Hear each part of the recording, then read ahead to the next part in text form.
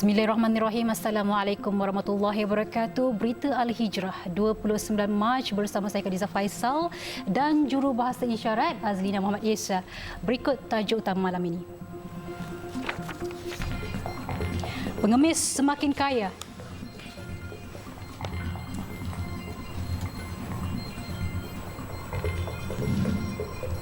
Ada atau tidak cuti tambahan raya?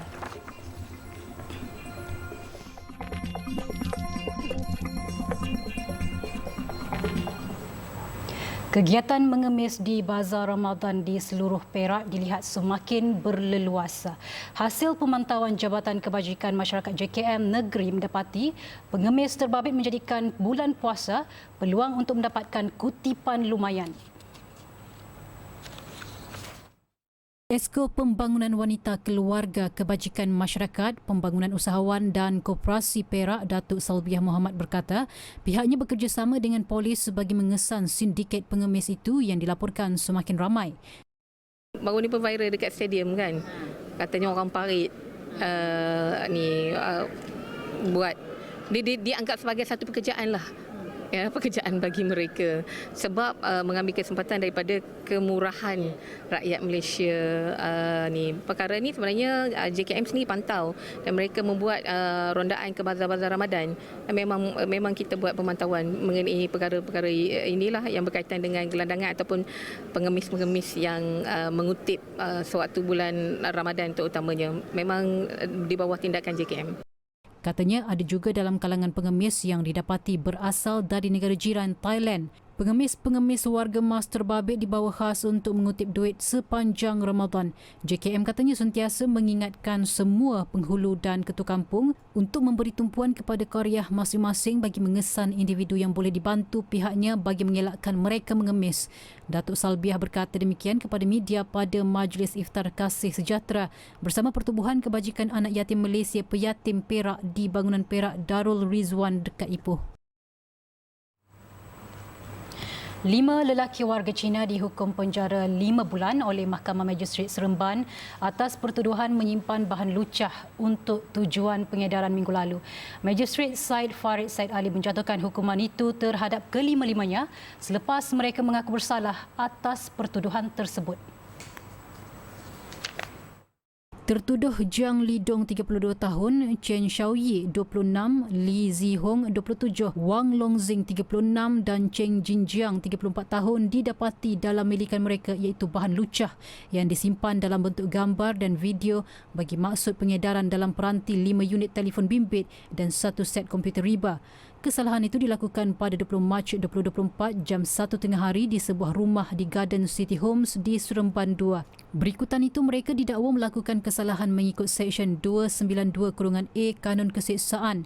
Bagaimanapun seorang lagi tertuduh warga Cina iaitu Lin Chaojin 28 tahun yang turut berdepan pertuduhan itu mengaku tidak bersalah. Di Pulau Pinang, seorang ahli perniagaan didakwa di Mahkamah Session Butterworth atas 6 pertuduhan memperdaya seorang pengarah syarikat rokok hingga menyebabkan mangsa mengalami kerugian hampir 13.4 juta ringgit. Chang Eng Leong, 50 tahun, turut berdepan pertuduhan pecah amanah, menipu serta menyalahgunakan harta syarikat pengarah syarikat sama 5 tahun lalu. Tertuduh bagaimanapun tidak mengaku salah selepas semua kertas pertuduhan berkenaan dibacakan. Bagi pertuduhan 1 hingga 3, Chan didakwa menipu pengarah syarikat Global Tobacco Manufacturer International yang berhad berusia 63 tahun dengan memperdaya mangsa untuk mempercayai bahawa pihak Jabatan Kastam dan Akses Diraja akan membuat serbuan serta membuat rampasan dan sitaan wang tunai di bawah Akta Pencegahan Wang Haram AMLA 2001. Tertuduh menyatakan boleh menyelesaikan kes cukai ekses rokok cerut dengan pihak kastam sehingga mendorong mangsa menyerahkan wang berjumlah hampir 11 juta ringgit yang mana mangsa tidak akan berbuat sedemikian jika tidak diperdayakan. Kesalahan itu didakwa dilakukan antara 11 April 2019 hingga 21 November 2019. Manakala bagi pertuduhan keempat hingga 6, Chan didakwa telah melakukan pecah amanah dengan menyalahgunakan harta syarikat sama membabitkan nilai 2.4 juta ringgit antara 1 Oktober 2019 hingga 3 Oktober 2019. Mahkamah menetapkan jaminan berjumlah RM100,000 bagi kesemua pertuduhan dan kes akan disebut semula pada 10 Mei depan untuk pengurusan kes. Susulan seorang individu yang telah membuat satu hantaran video di media sosial menghina Islam, Raja-Raja Melayu dan memainkan sentimen perkauman, Timbalan Menteri di Jabatan Perdana Menteri Hal Ehwal Agama, Dr. Zulkifli Hassan menegaskan bahawa setiap hantaran yang dibuat di media sosial perlu berhati-hati dan mengambil kira soal sensitiviti kaum sebelum ia dikongsi. Apa-apa yang berlaku, kita mesti berhati-hati dan kita mesti mengambil kira sensitiviti kesemua, ya. Dan saya harapkan kepada semua supaya kita dah hidup dalam masyarakat yang majmuk dan masyarakat berbilang kaum, supaya kita dapat memastikan apa yang kita maklum, apa yang kita kongsikan itu tidak menyentuh sensitiviti semua. Ini di antara prasyarat untuk keharmonian dan perpaduan Malaysia. Sebelum ini tular video seorang lelaki menghina titah Sultan Selangor, Sultan Sharafuddin berkaitan campur tangan bukan Muslim terhadap isu-isu Islam. Lelaki sama turut mengeluarkan beberapa kenyataan berunsur perkauman dan keagamaan. Sehubungan itu, Majlis Amal Islami Malaysia MAIM telah mengarahkan ahli-ahlinya di seluruh negara untuk membuat laporan polis bermula semalam terhadap insiden tersebut. Perdana Menteri Datuk Seri Anwar Ibrahim beri bayangan tiada hari kelepasan am tambahan akan diberikan pada 12 April ini, iaitu hari Jumaat. Ia selepas ada pertanyaan sama ada kerajaan akan beri cuti tambahan atau tidak memandangkan cuti umum sempena Aidilfitri jatuh pada Rabu dan Khamis. Persoalan itu timbul selepas Kelantan, Terengganu, Kedah dan Johor dapat beraya lebih lama sehingga Sabtu memandangkan hari Jumaat memang cuti hujung minggu. Pada tahun lalu, kerajaan memberi 1 hari kelepasan am tambahan bagi memudahkan rakyat membuat perancangan sewajarnya untuk pulang ke kampung halaman bagi menyambut Aidilfitri.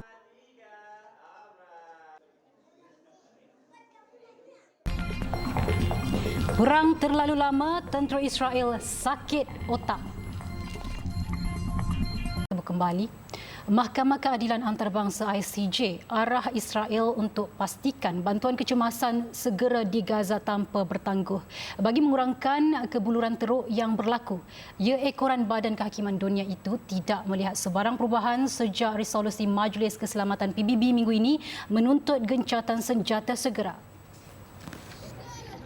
Bantuan kemanusiaan yang diperlukan segera itu termasuk keperluan makanan, air, elektrik, bahan api, tempat tinggal, pakaian, kebersihan dan sanitasi serta bekalan perubatan dan penjagaan perubatan kepada rakyat Palestin di seluruh Gaza.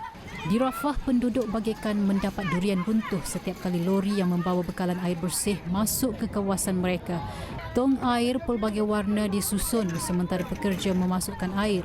Kesedihan penduduk dilihat berkurangan dengan kehadiran air berkenaan kerana tidak perlu menggunakan air laut. أنا فيش مية أنا في المدرسة عشان هيك بنيجي نعبي مية تيجي نص ساعة وبتقطع كل يوم. فيش مية حلوة، المية في المدرسة بتنشربش مالحة ما لهاش طعم، وش نسوي؟ بننقل من مسافة كيلو عبال ما ناخذ المية كل يوم. والناس يعني بتعاني من أزمة المية والمية المالحة كمان، بدل ما يعبوا بصيروا يعبوا فوق بالقلام مش بالمواتير والحاجات هذه، يعني معاناة للمية ولا كل حاجة، للصابون ولا كل حاجة دور دور دور. Sebelum ini, tentera Israel dilaporkan merogol kejam wanita Gaza. Terbaru, sikap jijik dan tidak menghormati golongan Hawa itu terus terselah. Mereka memperolok pakaian dalam wanita yang ditemui di rumah rakyat Palestin dan memuat naik di laman sosial. Visual dan gambar sumbang itu muncul ketika kebuluran semakin meruncing di Gaza. Antara paparannya, seorang tentera Israel duduk di kerusi di sebuah bilik di Gaza sambil tersengih dengan memegang pistol dan pakaian dalam wanita di mulut rakannya yang terbaring di sofa. Dalam visual lain pula, tentera Israel dilihat memegang patung wanita yang berbaju dalam sambil berkata telah menemui isteri yang cantik. Video tersebut antara puluhan lagi video jijik yang dimuat naik tentera Zionis di Gaza. Tentera Biru Putih diyakini telah hilang waras dan sakit otak selepas hampir 6 bulan terpaksa berperang dengan Hamas. Pakaian dalam tersebut didakwa telah diambil dari rumah penduduk Gaza yang berlari mendapatkan perlindungan di tempat lain. Pembangunan semula wilayah Gaza yang dibedil Zionis terus mendapat perhatian pemimpin dan rakyat Malaysia. Antaranya penglibatan Sultan Selangor Sultan Sharafuddin Idris Shah yang melancarkan tabung pembangunan Ihsan Selangor Gaza. Baginda menerusi kenyataan bertitah inisiatif Kerajaan Selangor dengan kerjasama Majlis Perundingan Pertubuhan Islam Malaysia MAPIM itu akan melibatkan 3 projek pembangunan dengan dana diperlukan berjumlah 8.7 juta ringgit. Projek pembinaan di atas tanah wakaf di Gaza itu nanti akan melibatkan projek Masjid Darul Ihsan yang menelan kos sekitar 4 juta ringgit. Satu blok apartmen Darul Ihsan membabitkan perumahan 7 tingkat dan pembangunan ekonomi rakyat Gaza berjumlah 3 juta ringgit dan 1.7 juta ringgit untuk projek menara tangki air Darul Ihsan. Jadi inisiatif digerakkan oleh rakyat Malaysia, berkenan oleh Tunku Sultan, mana inisiatif oleh Kerajaan Negeri Selangor ini kita rasa sangat-sangat menggembirakan dan memberi motivasi pada saudara Gaza yang mana mereka tidak merasakan mereka bersorangan dalam peperangan. InsyaAllah kita letakkan sasaran sekitar 2024, perancangan sudah pun bermula. Perbincangan telah bermula, cuma pelaksanaan saja untuk menjalankan ini, kita tunggu sehingga terdapat jaminan dan daripada dua pihak, iaitu Palestin sendiri, dan kita lihat senario perang ini bagaimana, kemudian kita akan jalankan. Sementara itu, menurut Setiausaha Agung MAPIM Faris Hussein berkata, jumlah dana terkumpul setakat ini sekitar 1.45 juta ringgit, membabitkan sumbangan dari dana umat Islam Selangor sebanyak 1.2 juta ringgit, Majlis Agama Islam Selangor MAIS sebanyak RM200,000 dan sumbangan peribadi Menteri Besar Selangor sebanyak RM50,000. Pengumpulan dana dan penyaluran sumbangan tersebut dilaksana dan diselaraskan menerusi tabung infak jariah umat Islam Selangor Tijari melalui akaun Maybank Islamic Berhad. Terdahulu Sultan Selangor Sultan Sharafuddin Idris Shah berkenan berangkat merasmikan Masjid Kota Kemuning di Shah Alam. Mari sama-sama kita contohi akhlak terpuji baginda sallallahu alaihi wasallam dengan menjadi mukmin yang paling pemurah khususnya dalam Ramadan. Riwayat Imam Bukhari, Nabi sallallahu alaihi wasallam seorang yang paling pemurah dan menjadi lebih pemurah pada bulan Ramadan. Mari berwakaf kepada pembinaan kompleks tahfiz anak-anak muallaf yang pertama di Malaysia dengan nilaian RM350 per kaki persegi sebagai bekalan saham pahala di akhirat kelak.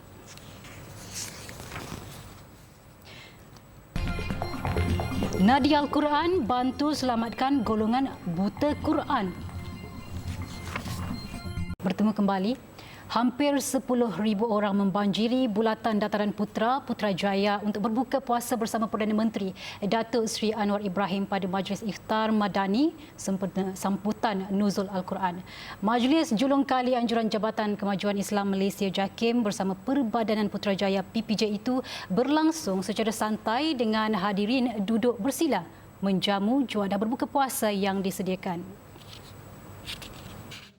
Timbalan Menteri di Jabatan Perdana Menteri Hal Ehwal Agama Dr. Zulkifli Hassan berkata, objektif utama Iftar Madani ini tercapai dengan kehadiran pelbagai kaum dan lapisan umur. Dan Alhamdulillah kita nampak ribuan pengunjung datang beramai-ramai dan kita sediakan lebih 10,000 pack makanan. Alhamdulillah habis.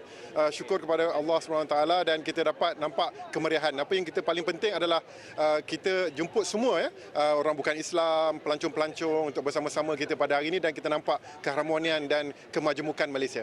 Majlis yang turut diadakan dengan kerjasama 14 agensi agama persekutuan serta rakan strategik lain bertujuan merapatkan persaudaraan dan kebersamaan menerusi perkongsian rezeki sekaligus membolehkan rakyat berbuka puasa bersama Perdana Menteri. Terdahulu, majlis dimulakan dengan alunan selawat dan zikir munajat. Perdana Menteri turut menyaksikan penyampaian sumbangan kepada golongan asnaf oleh Lembaga Hasil Dalam Negeri LHDN, Tenaga Nasional Berhad TNB serta Pusat Pungutan Zakat PPZ. Beliau kemudian menunaikan solat maghrib di Masjid Putra dengan diimamkan oleh penolong pengarah-kanan Masjid Putra yang menjalankan tugas Imam Besar Abdul Karim Zakaria. Melahirkan generasi yang bukan sekadar boleh membaca Al-Quran, malah fasih dari pelbagai aspek seperti bacaan makhraj yang betul. Itu fokus utama Akademi Quran yang dilancar Kidsflix International Sdn Bhd sebagai satu cabang baru perkhidmatan yang ditawarkan Kidsflix dalam mengukuhkan lagi jenama sedia ada. Akademi kelas Al-Quran itu ditawarkan khusus kepada kanak-kanak seawal 7 tahun dan golongan dewasa. Ketua Pegawai Eksekutif Kidsflix International Sdn Bhd, Azri Jemani berkata, ketika ini Kidsflix Quranic Center sudah pun mempunyai 28 cawangan di seluruh negara selain turut merancang untuk membuka sekurang-kurangnya 50 lagi cawangan di lokasi terpilih pada tahun ini. Kita telah melaksanakan program Kids Quranic. Modul itu menghasilkan anak-anak yang begitu cepat boleh baca Quran dan kemudian menamatkan khatam Quran dalam tempoh 1 tahun. Jadi daripada itu sebenarnya anak-anak ni menjadi pencetus kepada abang-abang dia yang bersekolah, ibu dan ayah dia yang juga kebanyakannya masih belum boleh mengaji, kemudian nenek. Jadi di situ tercetusnya kenapa tidak kita mendirikan satu lagi platform supaya ekosistem pembelajaran yang asalnya untuk pendidikan kanak-kanak, tapi kita buka kepada satu ruang yang baru untuk ibu dan ayah dan abang atau kakak dia yang berada di sekolah rendah tu untuk belajar Quran juga. Selain menggunakan modul yang sistematik, menarik dan efektif, teknik pembelajaran MAM iaitu mengenal, ulang, mantap menjadi pendekatan utama bagi melatih peserta termasuk intonasi dalam bacaan Al-Quran. Dalam kita nak membentuk anak-anak ni dalam pembelajaran Al-Quran, pertama sekali kita perkasakan. Kita perkasakan modul, kita perkasakan tenaga pengajar supaya dapat membentuk anak-anak yang masih kecil ni dengan ilmu Al-Quran yang sebenar-benarnya. Jadi kita kalau boleh kita tak naklah sebab Al-Quran ini ilmu yang bersambung. Bersambung maknanya dunia dan akhirat dengan Allah Subhanahu Wa Taala. Jadi kita tak nak ada bacaan Al-Quran salah baris, salah ayat dan sebagainya. Satu maklumat dan cita-cita Kidsflix itu memastikan semua pelajar-pelajar yang enrol dalam Kidsflix akan khatam Al-Quran sebelum berumur 6 tahun. Tapi Quranic Academic Center ni ada berbeza kerana ia lebih tumpukan kepada pelajar-pelajar umur 7 tahun supaya mereka semua dapat mahir dalam bahasa Al-Quran. Kita bukan sahaja fokus kepada akademik tapi juga lebih kepada rohani dan jasmani untuk melahirkan ummah-ummah yang berjaya. Mereka ditemui pada majlis Grand Launching Kidsflix Quranic Academy dan Ramadan Grand Iftar 2024 di Shah Alam. Terdahulu, pengasas yang juga angkasawan pertama negara Datuk Dr. Sheikh Muzaffar Syukur menyampaikan sijil Play School dan Preschool Kidsflix serta sijil Kidsflix Quranic Academy kepada 66 wakil dari Pusat Pendidikan Kidsflix. Selain berbuka puasa, Datuk Dr. Sheikh Muzaffar turut meraikan dan memberi sumbangan berbentuk hamper kepada 28 anak yatim dari Pusat Jagaan Cahaya Kasih Bestari. Tatkala kanak-kanak lain mempunyai peluang untuk menimba ilmu di sekolah, namun situasi itu berbeza bagi kanak-kanak kampung di Kampung Bahagia Sandakan Sabah. Kebanyakan mereka kurang bernasib baik. Ekoran rata-ratanya merupakan anak pelarian dan tidak mempunyai kad pengenalan. Kampung Bahagia Sandakan Sabah terletak berdekatan Filipina dan merupakan penempatan bagi kaum Bajau dan Suluk. Terdapat hampir 10,000 penduduk yang menetap di sini dan majoritinya adalah orang Islam. Kanak-kanak di sini juga kurang kepada akses pendidikan termasuk pendidikan agama apabila masih ramai di antara mereka yang tidak boleh membaca Iqra apatah lagi Al-Quran. Situasi tersebut mendapat keprihatinan aplikasi Khair yang mahu membantu penduduk di sana belajar membaca Al-Quran dan mendalami agama Islam menerusi pusat pengajian mereka, Nadi Al-Quran. Okay, kalau kita lihat belakang sini kan wajah-wajah anak-anak kan, kebanyakan mereka ni tak ada pendidikan, mereka tak ada sekolah dan mostly mereka ni tak ada IC. Kan? Jadi saya buka kat sini sebab apa? Pendidikan tu bagi saya adalah kewajipan yang perlu dapat oleh semua orang. Jadi atas sokongan daripada rakyat Malaysia, daripada orang ramai, sokongan terhadap aplikasi Khair, aplikasi kebaikan, dapat kami menggerakkan kerja-kerja seperti ini, melahirkan lebih ramai anak-anak yang tidak berkemampuan, yang tidak berkesempatan seperti ini. Jelas Abdul Rahman, Pusat Nadi Al-Quran di Kampung Bahagia bermula pada 2022 dengan 14 orang pelajar. Dengan hanya menggunakan ruang yang kecil, pelajar semakin bertambah kerana ramai kanak-kanak dan golongan dewasa mahu mempelajari Al-Quran. Bahkan setiap kali kelas pengajian bermula, ada kanak-kanak yang berdiri di tepi tingkap untuk cuba memasuki kelas sehingga ada yang sampai menangis. Namun dengan sokongan orang ramai terhadap aplikasi Khair, kelas Nadi Al-Quran dapat diperluaskan apabila mendapat satu lagi rumah untuk dijadikan kelas. Bismillahirrahmanirrahim. Qul huwallahu ahad, Allahus samad, lam yalid wa lam yulad wa lam yakul lahu kufuwan ahad. Bagi salah seorang tenaga pengajar, Akmarul Abdul Rahman, dia bersyukur kerana dengan bantuan aplikasi Khair, banyak penduduk di sana boleh membaca Al-Quran. Jelasnya meskipun kanak-kanak di sana tidak boleh bersekolah di sekolah kebangsaan, namun mereka masih boleh menuntut ilmu di pusat tersebut. Mula-mula satu kelas ini dalam 20 orang. Kemudian buka dalam lagi 2 orang anak saya, Muhammad Arif yang ajar. Jadi kami tambah murid 30 orang, jadi 50 orang semua. Kemudian tambah lagi sebelah buka kelas baru tu banyak 4 kelas, tambah dalam 130, jadi 180 orang lah sekarang ni pelajar kami. Aplikasi Khair kini menyasarkan 1,000 pelajar dapat menimbu ilmu di pusat Nadi Al-Quran. Aplikasi Khair merupakan satu aplikasi yang menghimpunkan segala program kebaikan dan agama. Hasil sokongan menerusi muat turun aplikasi Khair, ia telah membantu ramai asnaf dan kanak-kanak menerusi program tautan kasih dan juga Nadi Al-Quran.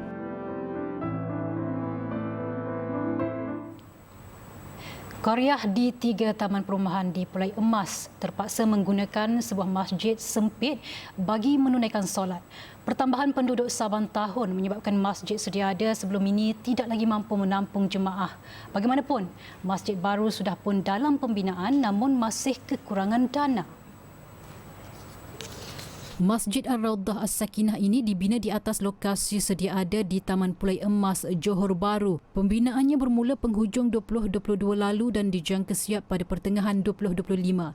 Namun masjid yang menelan kos sekitar 11 juta ringgit itu masih kekurangan dana kira-kira 2 juta ringgit.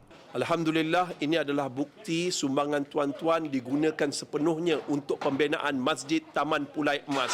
Tuan-tuan dan puan-puan, muslimin dan muslimat, masjid ini dibina untuk menggantikan bangunan lama yang telah usang dan uzur dan tidak mampu untuk menampung jemaah yang semakin lama semakin padat.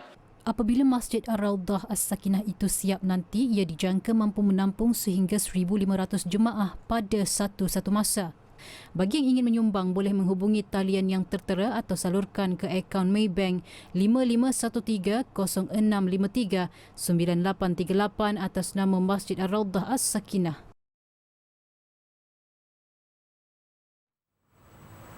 Grand Bullion Gold Serang Berhad atau GB Gold yakin mampu mengukuhkan kedudukan perniagaan jual beli emas apabila bekerjasama dengan Alif Sata sebagai Duta GB Gold Malaysia sebagai tarikan kepada orang ramai untuk memilih emas sebagai simpanan. Syarikat itu melantik selebriti Alif Sata sebagai duta bagi memantapkan jalinan kerjasama dalam bidang masing-masing.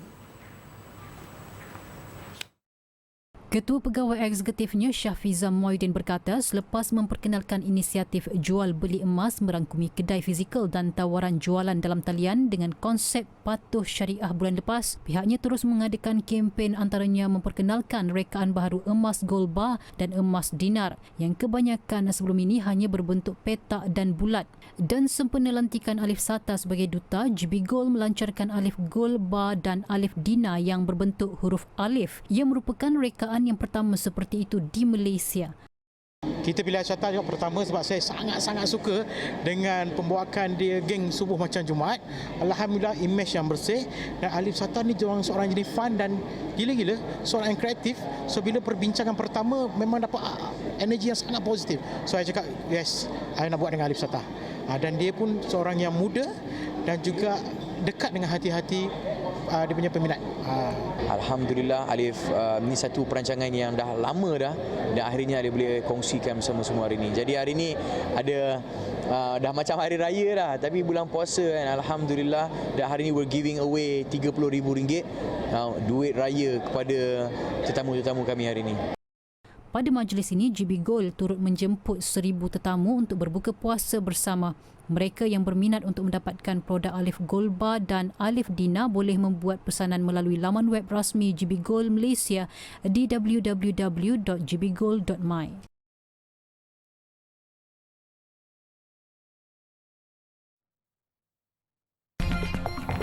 ASB umum agihan pendapatan. Bertemu kembali, Amanah Saham Nasional Berhad ASNB umum jumlah pembayaran pengagihan pendapatan RM2 bilion bagi tahun kewangan berakhir 31 Mac 2024 untuk dua dana harga tetapnya iaitu Amanah Saham Bumiputera 2 ASB 2 dan Amanah Saham Malaysia ASM. ASB 2 mengisytiharkan agihan RM5.25 seunit kepada 552,297 pemegang yang kini memiliki keseluruhan 12.73 bilion unit melibatkan jumlah agihan pendapatan sebanyak RM0.67 bilion. Sementara ASM mengisytiharkan agihan RM4.75 seunit kepada hampir 700,000 pemegang dengan pegangan keseluruhan 28.05 bilion unit melibatkan jumlah agihan sebanyak RM1.33 bilion. Sehingga 25 Mac 2024, ASB 2 merekodkan pendapatan bersih terrealisasi sebanyak RM659.95 juta, manakala ASM mencatatkan RM1,416.01 juta. Kedua-dua dana juga telah memperoleh hasil daripada strategi kepelbagaian portfolio dalam kelas aset lain seperti hartanah dan pelaburan persendirian dengan penekanan terhadap instrumen pendapatan tetap yang menyediakan pendapatan berulang stabil.